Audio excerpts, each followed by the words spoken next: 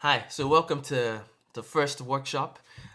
In this workshop, we're going to do something that is simple, but it's probably the most important thing that you do, and that's setting your goals. A lot of people might skip past this, but this is the most important thing for businesses so that you know exactly where you're driving your business to. And as you're going along with your business, you know how to benchmark what you're doing. So, what you want to do is you want to set goals that are very specific, very clear, very time measurable, and has some constraints based on time. So what do you want to see in a year? What do you want to see in 3 years? So download the workbook um, right below.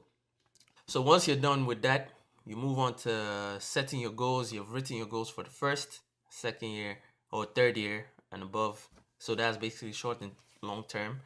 Then you move on to the next